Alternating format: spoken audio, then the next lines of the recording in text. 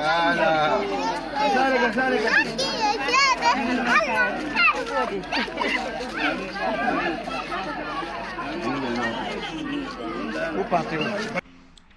Salut les potos. Salut les potos. Vous avez vu cette vidéo?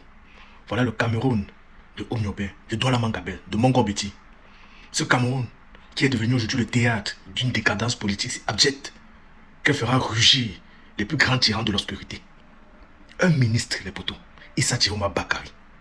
Un homme censé incarner la République. Et devant lui, deux jeunes filles.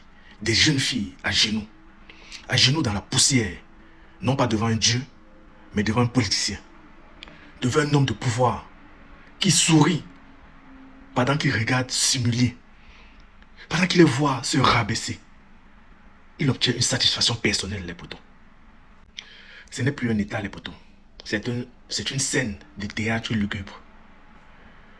Où l'on échange la dignité contre des miettes. La conscience contre des miettes. L'avenir contre du mépris. Ils ont déjà pris l'avenir du peuple.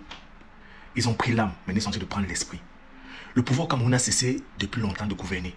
Depuis 2019, Biya a démissionné de ses engagements auprès du peuple en donnant les hautes instructions au Fendinand Congo.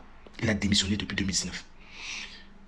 Ce gouvernement ne règne plus que par le chantage, la misère, la manipulation des plus faibles. Ils appellent cela la mobilisation populaire.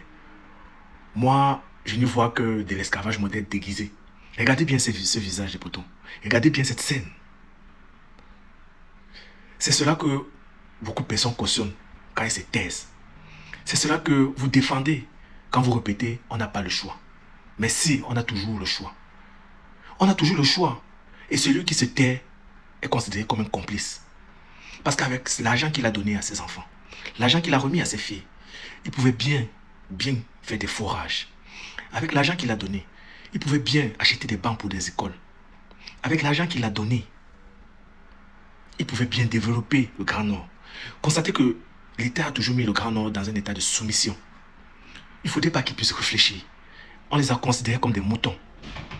On les a considérés comme du bétail électoral. Et c'est en ce moment qu'ils viennent tous faire sortir ce bétail de l'enclos pour aller se promener. Et cette promenade, cette direction, le bureau de vote.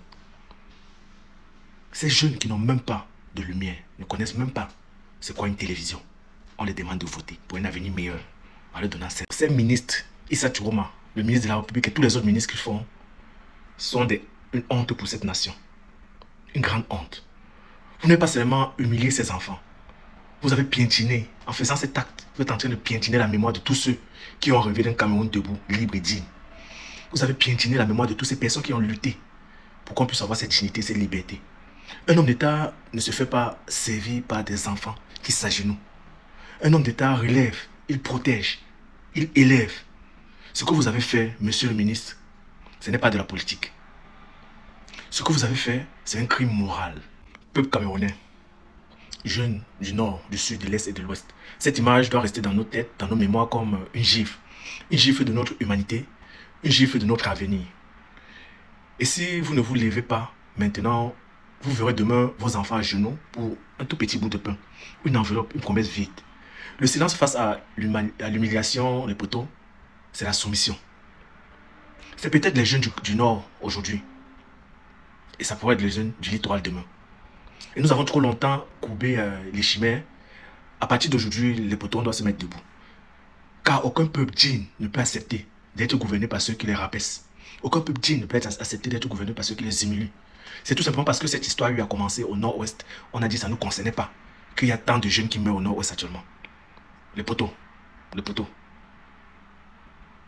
J'étais très triste en voyant cette vidéo. Partage et abonne-toi. Ciao, ciao.